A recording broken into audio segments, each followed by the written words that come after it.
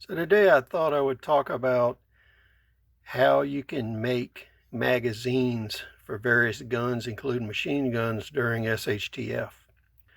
Now, years ago, there was a gunsmith, and I can't remember where he was at, but he made magazines for Japanese machine guns. And unfortunately, Japanese machine gun magazines are very rare, and they start around $1,000 a piece, and they can go up to $2,500 a piece for originals. Here we have a magazine for the Type 99, which shoots 7.7 Japanese, or in the case of one of my guns, has a conversion barrel for 7.62 NATO, which regular Type 99 mags feed well.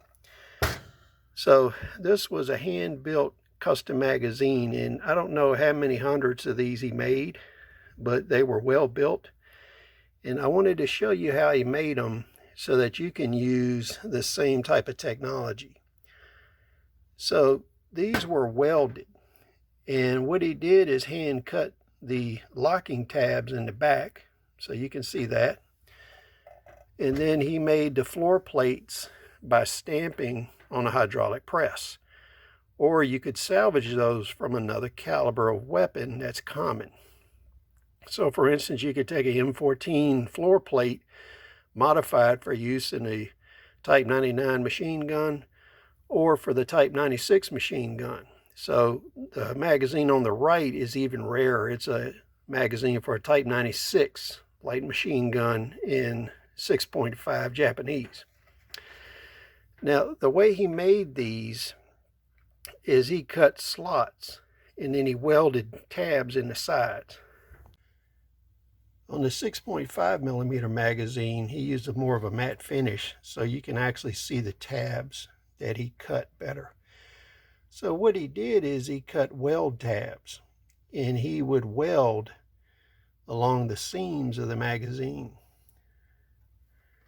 So all of this was made out of heavy gauge sheet metal. So you can see here one of the weld tabs. So that's a good shot there. You can see the weld tabs.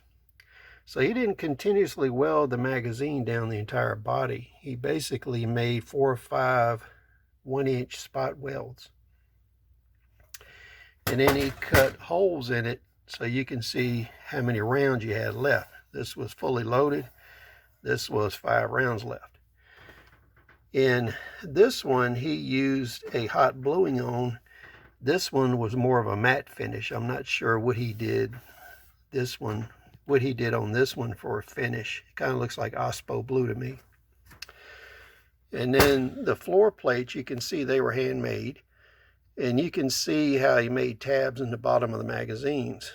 They were handmade also. So there's a lot of variation in it, but they all work and they're reliable. So here's the 6.5 millimeter one. And as an interesting point, a lot of Japanese machine guns were modified by the Chinese military, and a lot of them are still in service in the People's Militia. Some of the Type 99s were converted to 8 millimeter and then later on converted to 7.62 by 39.